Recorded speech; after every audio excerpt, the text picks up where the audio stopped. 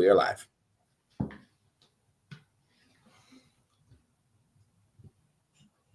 Welcome into the Wildcast Instacast. The Wildcast Podcast Daily Show.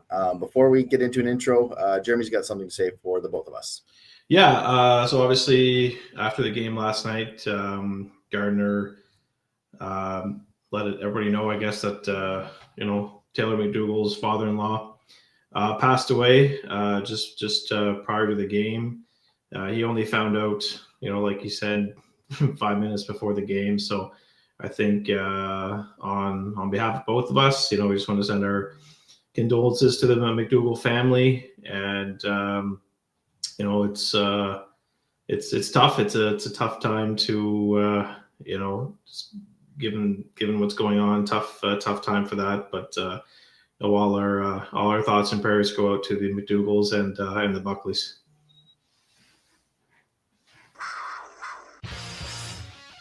Welcome to the Wildcast Podcast, coming to you from Wildcast Studios with your hosts Adam Lund and Jeremy Boucher.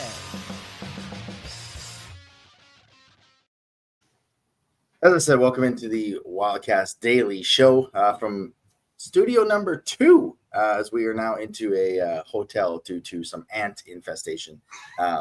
So welcome into that, the unofficial voice of the 2025 Joe Cordero Trophy Champion Moncton Wildcast, presented by Discount Flooring Center, a division of Fabulous Flooring, home to the largest variety of high-end current and discontinued lines in hardware, ceramic, vinyl, and laminate flooring, luxury model tiles, and even blinds available for immediate purchase. For all the DIYers out there, they offer state-of-the-art technology to give you a realistic visual of your project, located at 320 Collishaw Street in Moncton, or give them a call at 506-859-9909. I just got to the hotel before we started doing this, so hopefully, A, this looks all right, and B, my voice holds up. How are you?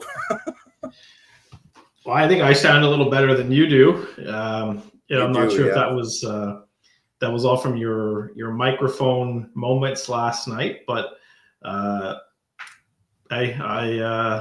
think I'm doing pretty good. Still no baby, but still no baby. Just doing everything I possibly can to get it to be here as quickly as possible. Yeah, every day I'm like, I text you, okay, we're gonna do it at this time, and I'm waiting for you to be like, nope, at the hospital. Okay, guess I'm doing this myself, or guess who's here, or something. Like I'm assuming you're going to tell me before. Just show up. You're not gonna pull an Avery and just surprise me with a random picture, right? No, we agreed that Avery's going to be the first one to see the baby. We might send some spoilers of toes or something like that, but no, we don't want any. The plan is to not have any pictures on social media, any announcements until Avery's met her little baby brother, so yeah, that's kind of what we're waiting for right now. Well, that's that's a perfect way to do it, to include her. And again, I don't know when it's going to happen, but I hope everything goes absolutely well. Ryan J is in the chat. He says, "Rest in peace, Pat. Hope there's 18 holes in heaven." As well, he commented on the last episode talking about the Click and Chew. I gotta go find it. He's a big fan of it. I think he already went to have it. Click and Chew was a great time. Your recommendation are all the emojis, and he hit the fire emoji, 100%, the champion. Bruce Arsenault from the group was up here for the Memorial Cup, and he had Mr. Puffs yesterday, so he stopped me on the way into the rink. And he's like, you know what? I don't want to say this in front of my wife, but it's as good as an orgasm. And I was like, yes, it is. I was like, you know what? I've, for all you under 18 earmuffs, but I said, you know what, Bruce? I've told my wife sometimes it's better than sex. Absolutely. Like it is life changing. I actually can't wait to get back to Moncton and try the Click and Chew, but also get back to Moncton and bring you some Mr. Puffs. That's because I know that's what you're waiting for, right? Yeah, I'm also waiting for a trophy, but we've got some work to do, and I think that's what we're here to talk about. We got some work to do. Let's get into that, shall we? Weekly Rewind.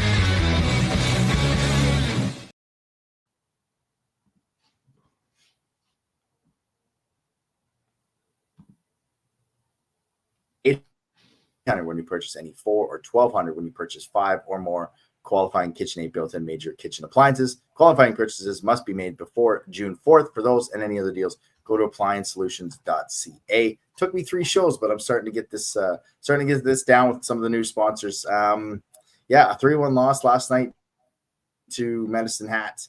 Outshot 41-22. Medicine Hat was 2 for 5 on the power play. The Wildcats were 0 for 2 on the power play. Holy shnikes, Medicine Hat is a fast team. And they owned the game. Moncton had a few spurts here and there, but for the most part, Medicine Hat owned it. Yeah, that's a fast team. I was not expecting that at all. I don't know if they maybe were playing in fourth gear Friday night against Rimouski, but my We're God. back for a view from the other bed. Oh, I just put the interview in there, so okay. for later. Yeah, so you're gonna. Yeah, I don't know if they were playing fourth gear against Rimouski or what, but they really stepped on it last night. I think they caught Moncton off guard a little bit. Yeah, and Moncton almost had to change their game plan because of how fast the Tigers were, and it caught up to them. Moncton could not meet. That was a track meet, and Moncton was they were getting their participation ribbons. It was a mismatch all night long. Yeah. It was unreal to see a team just kind of take the game over against Moncton and make Moncton look slow. They're not a slow team. They're not a grind you down team. I know coming into the second round, I said after Quebec, Baie-Comeau actually was a better series because they're fast. We're fast. It kind of sets up. That's a different level of speed, and it showed. Like I said, they had a few situations. I mean, Sump on a breakaway, Pekarchik with a wraparound, Cote right in front of the net. Like any chance that they ended up getting, Harrison Menigan was right there. But I got to say, man, I don't know if this top 6 needs to be put in a blender. The lines, I guess I should say, put in a blender and changing something, because I said it a couple of times. I didn't care who scored. Somebody in this forward group has to step up and score. Yep. And, it's a situation where you're looking for something. And like I said, they had their chances. I mean, Pekarchik on the wraparound, that's a tie game. Some early on, Mercier gets a turnover. He's on a breakaway. That could have made it 1-1. It's a different hockey game there. It just the worst time to get snake bitten. And we said it all year, like in the finals. I'd rather lose 2 in the finals than lose 2 in a row next week in the World Cup. Well, they just lost 2 in a row in the World Cup, and now they're in a must-win game against Rimouski on Wednesday. And when you look at the success we've had against them in the regular season and in the playoffs, that's not going to translate that well to the to this tournament. No, you're right. They really need to do something about that top 6. I said yesterday, X factor. Top 6 have got to hit the score sheet, and they didn't. And there's you can't get all your scoring from the back end. You're not going to win, especially in a tournament like this. If all your offense is coming from the defense, you're not going to win. Moncton's the only team in the tournament without a goal from their forward group, right? Like, how are you supposed to win if if your contributions are coming from Dylan Gill and Etienne Morin and Loke had Morin and Johansson, right? It's not going to work. You're not going to be successful, and it's let's be honest. They've lost 4 of the last 5. Yeah, their last win was Game 6 against Rimouski. Yeah, so they've really got to figure it out here. I think Preston Lounsbury is having a phenomenal tournament. I wouldn't mind seeing him get bumped up to play with Desnoyers and Pekarchik. Mm-hmm. And you move Sump down to play with Vidicek and Mercier, and you move Cote to play with Smith and Collard. Yeah, I'm 100% in with that.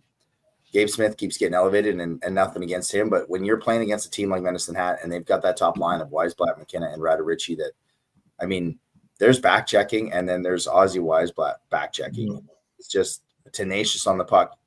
Nothing against Gabe Smith. but you can't have that on the top line. That's two big bodies with Denway. You need a faster guy on that top line. Kelsey Ivan's in the chat. She says, chasing the game. You got to score first. I think that's the biggest key to this game on Wednesday against, I was going to say in Rimouski, but they're all against Rimouski. Like, they have to score first.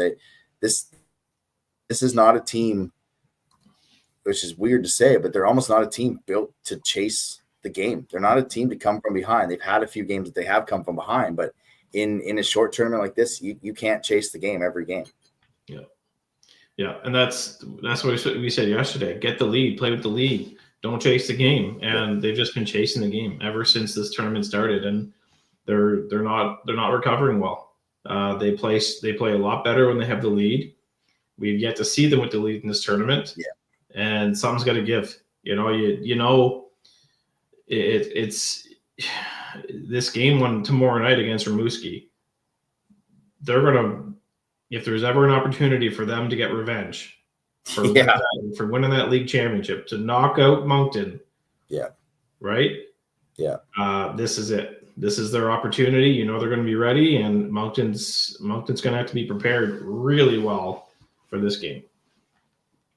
Yeah, because now maybe it's a case of Rimouski caught Medicine Hat off the travel and not knowing anything, but they put 4 up against Medicine Hat. They played well against London. They played, almost as good as Moncton did.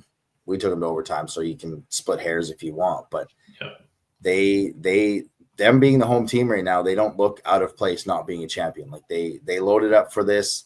They're ready to go. It's not a game that either of us thought we'd be in. It's not a game that we want to be in.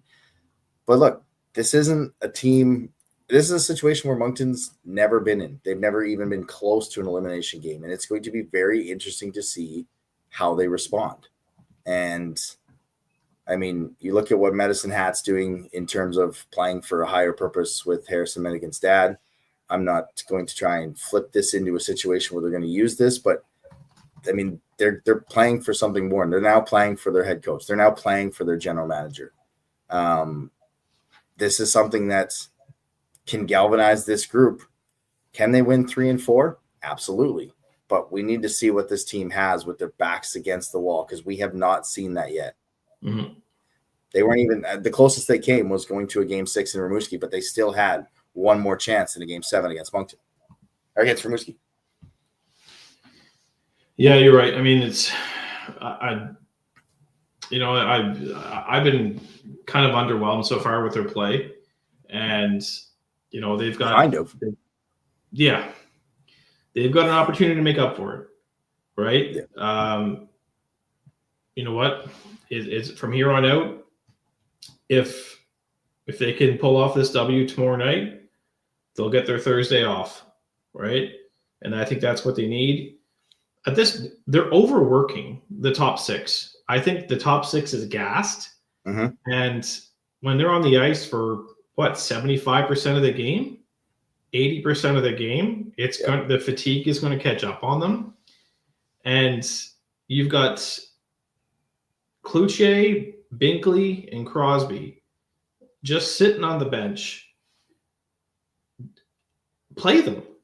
It makes no sense that these guys aren't getting any playing time. Like, they're not on the bench to be cheerleaders. They're on the bench to play.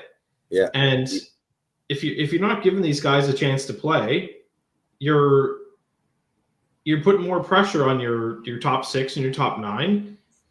And best case scenario is for these guys to take a couple minutes off the game.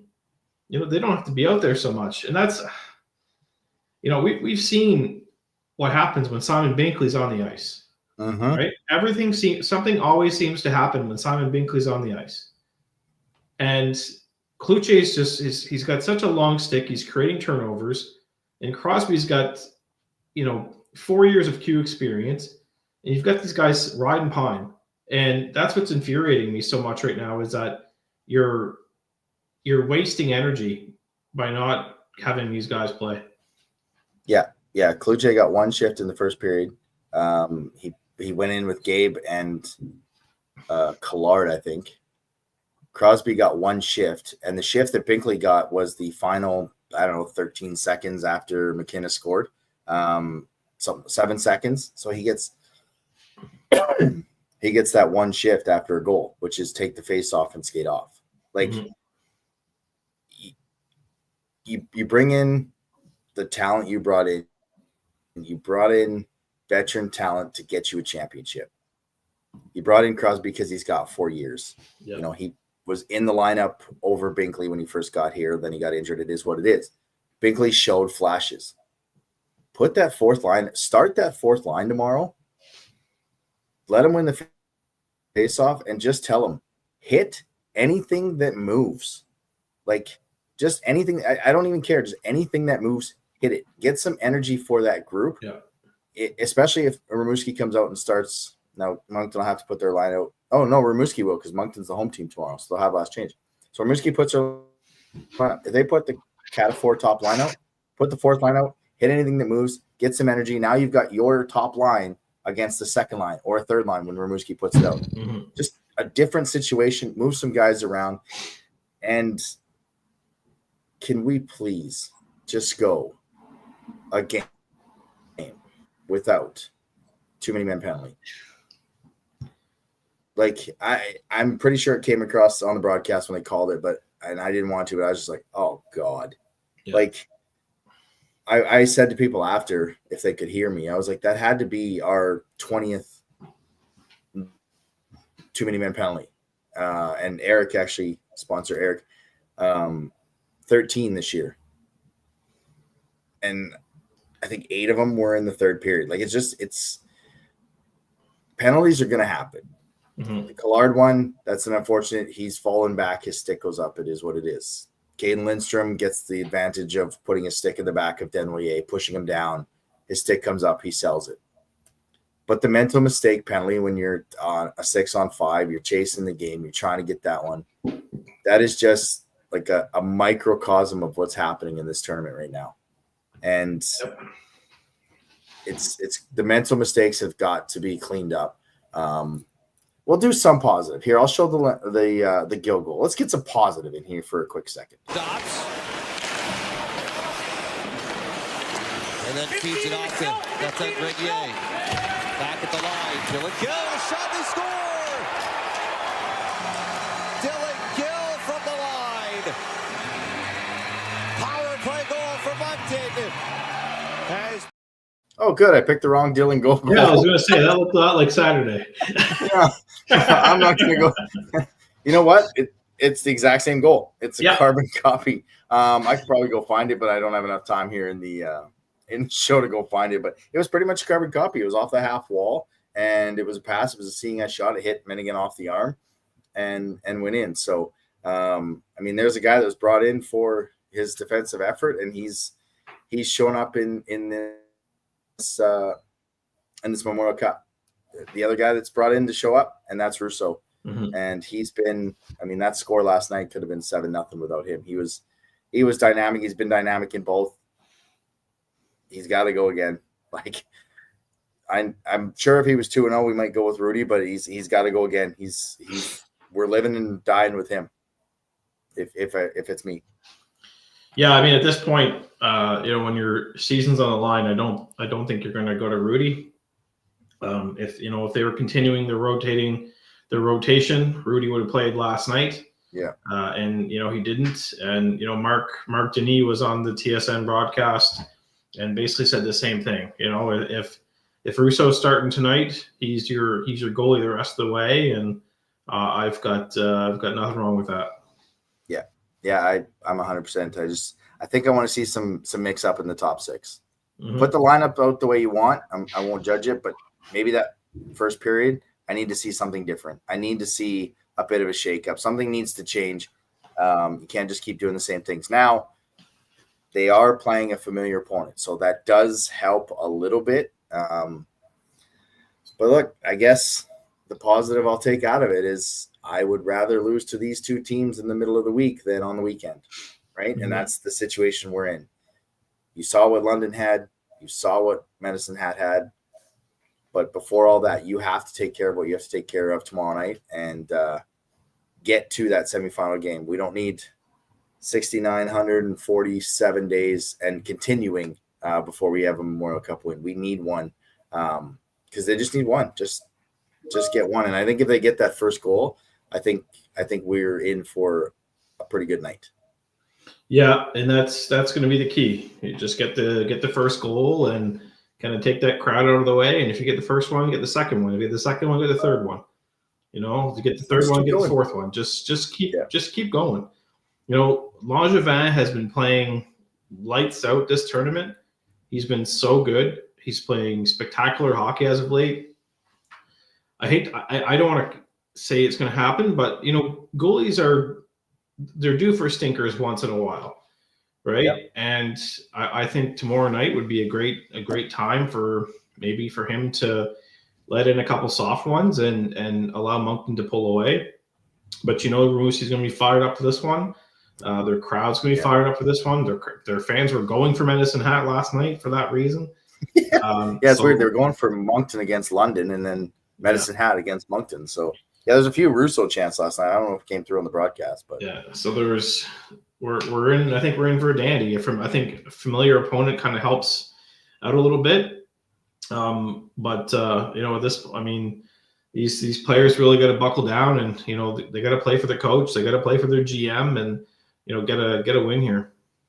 Yep, and they got to play for each other. And so, funny enough, if you're the committee in Rimouski, you almost can't ask for something better. You got a hockey game on Wednesday night, a 2-0 versus 2-0, a spot in the final, and then Wednesday night you got an 0-2 and an 0-2, and a spot in the semifinal, and a chance to eliminate the team that won a championship on your home ice. So, if you're that situation, you're okay with it. So I don't think we'll see a tentative game. I think both these teams know each other, so it's basically game 9. It's basically game 9 of this series. So it's going to be one of the most nervous games. I mean, I was nervous last night, but I think tomorrow will be even more nerve-wracking for me. Should we get to our guests, or do you have anything more you want to cover on the tournament? I just want to give a shout out to the city of Moncton for. I was going to do that at the end. Okay, yeah. I was going to let you go on the end of that. So, you got anything else on the actual tournament? No, we're good. All righty. Let's go to our esteemed guest. View from the other bench. And as always this week, this is brought to you by Waterworks. This segment is brought to you by Waterworks Pools and Spas, providing Atlantic Canadians with custom in-ground pools, spa service, and supplies since 1986. If you're looking for a new spa service and maintenance by our trained technicians, or getting your water from green to clear, come see us at 194 Killam Drive in Moncton, or call us at 506-859-1980. And here's our interview with Cami Kapke. This time we're in the media room as well, and we're joined. Nope, wrong button. I'm going to get this.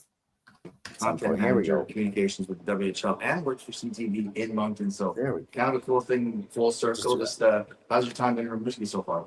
It's been amazing. This is my first time covering the Memorial Cup from the league perspective, and my second time being at the event. Actually, right after I left CTV Atlantic, I moved to Saskatchewan with Global Regina, and that was the 2018 Memorial Cup. So I think I was the only person in the building who'd ever seen Acadie Bathurst play before, and didn't pronounce it Titan. Yeah.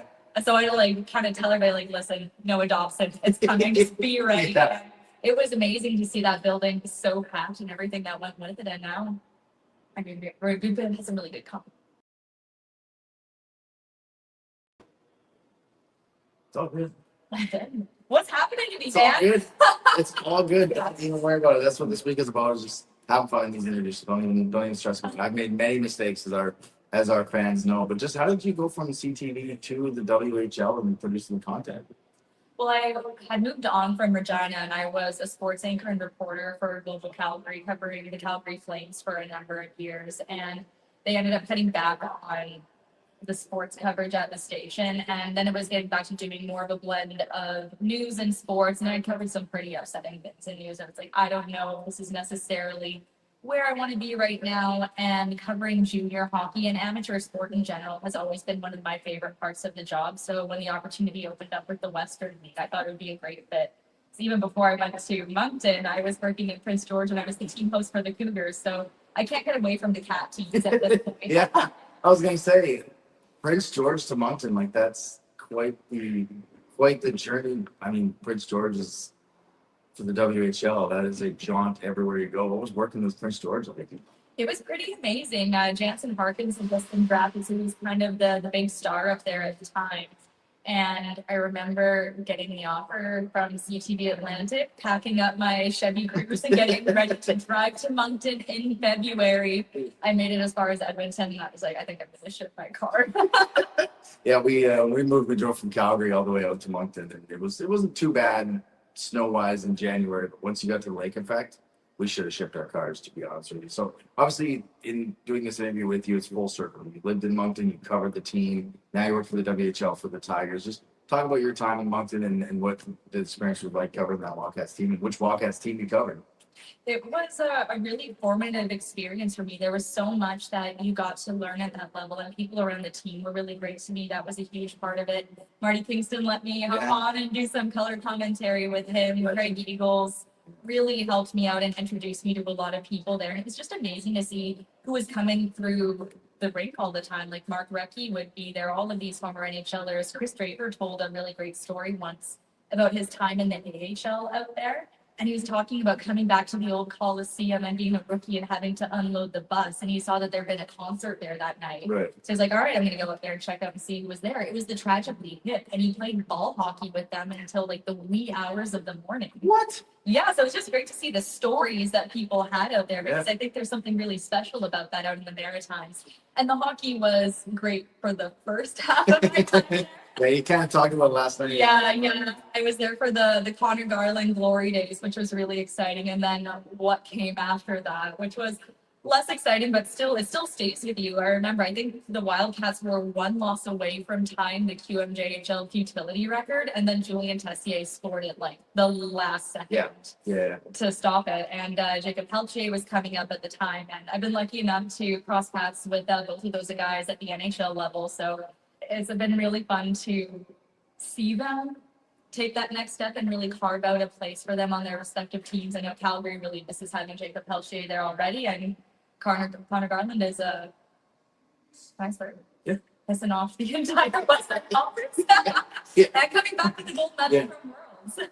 Yeah, I know it's, being an Oilers fan, the Wildcats keep getting drafted to the Flames, keep getting drafted to the Canucks. I just can't cheer for the team. I cheer for a player like Connor Garland, and obviously Peltier was traded, so I was like, yes. And now Caleb Dennery, I'm like, please don't go to a team I don't like. Just please don't go to a team I like. So talking about last night's game, I watched some Tigers. They didn't really look like themselves in the first game. That game last night, I think that was Tigers hockey. I know you covered them in the final. They looked like a wagon in the final. That was Tigers hockey first game. Right? A lot of speed. I mean, there's not a lot that this team can't do when they're really firing. And the thing that's interesting about them is that they have faced so much adversity this season, particularly on the injury front. I mean, they were a favorite from the get-go, but then they started the season 1-4. And then Ryder Ritchie goes down with an eye injury. You're missing Harrison Menigan after he joined the team with a pretty significant injury. Caden Lindstrom didn't play for the whole year. Andrew Basha missed 4 months. They had Marcus Pacheco playing defense for a good chunk of the back half. So they've had to overcome a lot. So you know that they can really get the attack from wherever they need it. I think last night you really saw why Harrison Menigan was named the WHL Playoffs MVP and how he earned an entry-level contact with the Tampa Bay Lightning as a 7th-round draft pick. The defensive core is pretty elite. I think Tanner Mollendijk might be one of the best skiers I've ever seen at the junior level. He's just so fun to watch. And then, pick your poison with that attack, basically. Yeah, and it's like I said on the broadcast last night with Marty, every time there was an icing, that top line came out. They had 85 points in the final. Anytime something needed, we get rid of that line. Okay, Cade Lindstrom and his line come out and they dominate. So it's so tough when you don't know teams that you're playing. And how long have they been together? The full roster, finals? I mean, the roster, if you see it now. Basically the finals, because that was the return of Andrew Basha, the return of Caden Lindstrom, and they combined for the first goal of the championship series about 30 seconds into game one against a Spokane team that was one of the highest scoring teams in the league, and they really found a way to shut them down in that final series. So how much of the WHL playoffs did you go to as the content manager? Were you at all the games, or did you just get to pick which series you follow? And obviously probably the finals, but how does that work in terms of the playoffs for what you do? So the championship series was the only one that I explicitly traveled to. We are there for all of that as a staff, but you don't want to overfavor one team. So, I can't do for Calgary, because that's where I live now. I can't do for the Calgary Hitmen what I can't do for the Brandon Wheat Kings. So a lot of it is just like monitoring all the games, getting on Zoom calls with guys, talking about their stories and finding ways to put that out into the ether, whether that's through a feature story or just some tweets and things like that. But I did actually hop on to a Lethbridge Hurricanes broadcast in the second round against Calgary and do some color commentary. Nice. So get down to the South Zone as much as I can to catch the teams as they're coming through. Do you still do that kind of broadcasting, or you just kind of stay away from that? It's like the play-by-play in the color. I'm a little everywhere, actually. Yeah, a lot of sports. I do sidelines for the CEBL with the Calgary Surge. Actually, I'm seeing their home opener, but they crushed it. They crushed it apparently. Yeah. When I get back. Some but- tournament took precedence, right? Whatever. And I do color commentary for the Calgary Dynamos volleyball team. And pretty much whoever will stick a microphone in front of my face, I will cover that sport. I think I've done everything from synchronized skating to diving to golf. What's that? Damn, Peters. Covered it as a reporter. Have not done sidelines there. I've done sidelines for the University of Calgary football team. Perfect. Yeah. So just one last thing, obviously, Moncton show, just your time in Moncton, and would you miss about the Maritimes and Moncton specifically, or just how you enjoyed your time? I miss it so much. It was really difficult moving out there. I was 20. I didn't know a soul in that city, and people were just so kind. I got to go back and visit it a couple of years ago, and particularly the Schofield family. Yeah.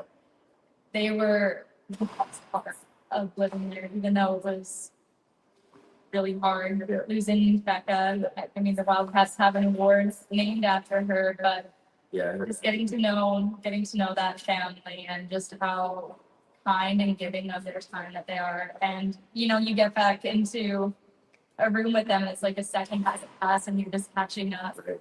So that was one of the highlights of living there. But every time I see someone say that they're going to Moncton, I tell them all the places that they need to go. The one thing that is on my to-do list, I need to get there when the Avenir Center is open because I still haven't seen Oh, you haven't been there yet?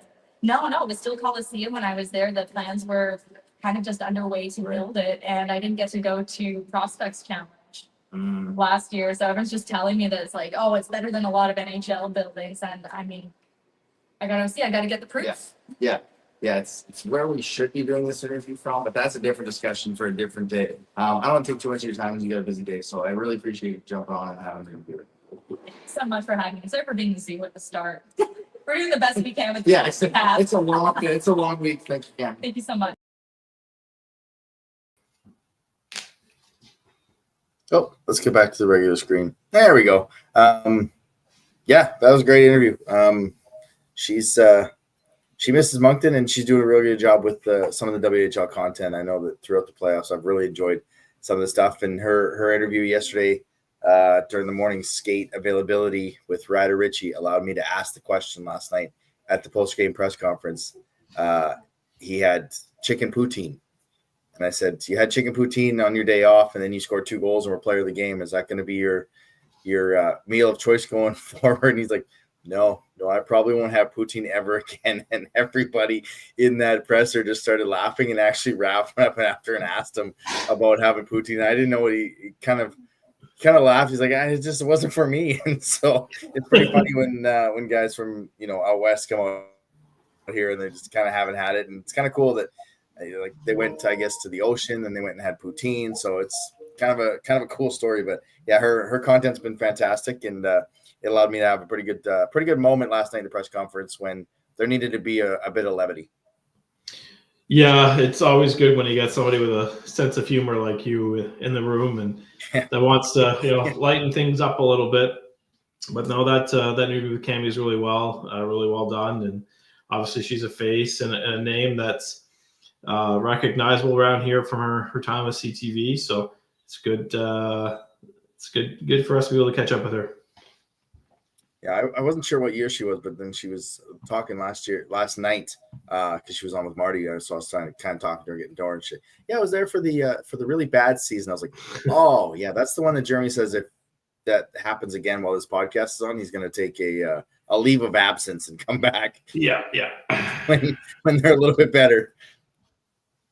So big news, big news. The city of Moncton has come through. Good for them, finally coming through. I mean, this team's been going to the Memorial Cup since the end of April, but they've come through in a big way. Just tell the fans how excited you are for this. Oh, I couldn't be more excited, for them to step up with a viewing party for Sunday's championship game, which has no guarantees we'll be playing in it. I love the organization from the city of Moncton. Absolutely. What an incredible job they're doing over there to really get the city behind their team. Wow. I actually had someone message me today. They're going to remain anonymous, who works for the city of Moncton, who told me the reason why they're not having watch parties is because the city is concerned that everything they set up will be stolen at night.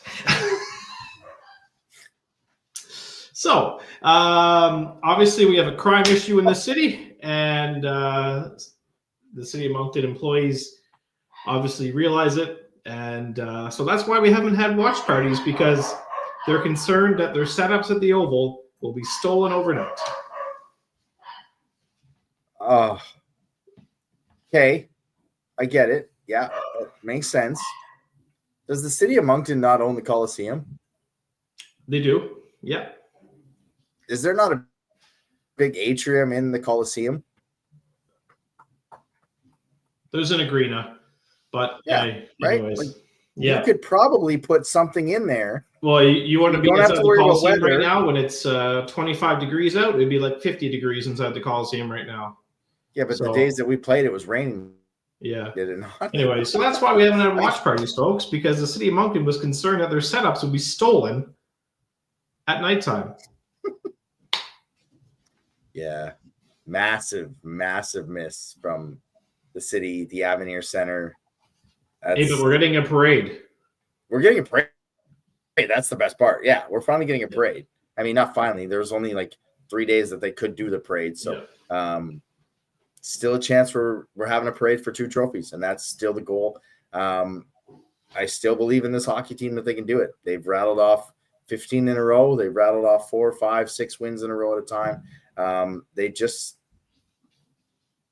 Lady Mo, she's got to find us. And I tried not to reference it a whole lot during this tournament because that was a St. John thing, but Christ, we need to find it. We need to find it quickly, and it all starts tomorrow, and they can win 3 in a row. We've seen it. It's not an easy thing, but there's a chance that that watch party will be for Moncton. It will not be 2 other teams.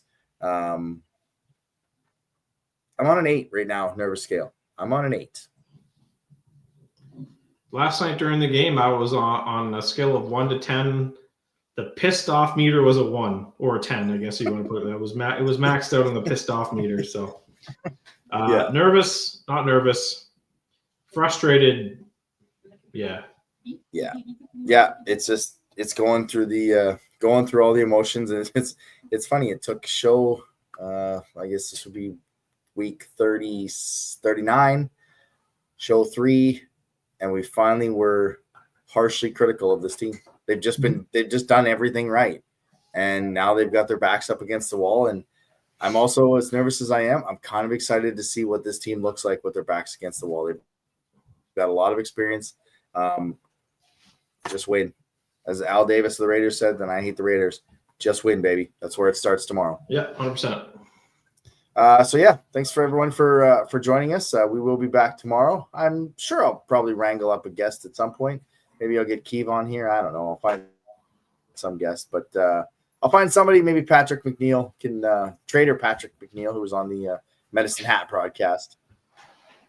Yeah, it's next time we have Pat McNeil on the show, we can put him. Instead of putting his face up on the screen, we can show his picture from grade 9 at Malcolm Monroe Junior High School in 1996, 1997. I mean, you send me that, I'll put that graphic together. I was gonna say we'll put him in a Medicine Hat Tigers t-shirt and hat there, but I think his grade 9 picture will be a little bit better. But you have a safe night, man. Hopefully you're back again tomorrow and not at the hospital. Yeah, we'll be back at some point tomorrow afternoon for the Daily Show. Spicy foods, pineapple, and intercourse. The 3 keys to having a baby early. For Jeremy, I'm Adam. We'll see you tomorrow. Thanks for listening to another episode of the Wildcast podcast. Follow us on social media at Moncton Wildcast.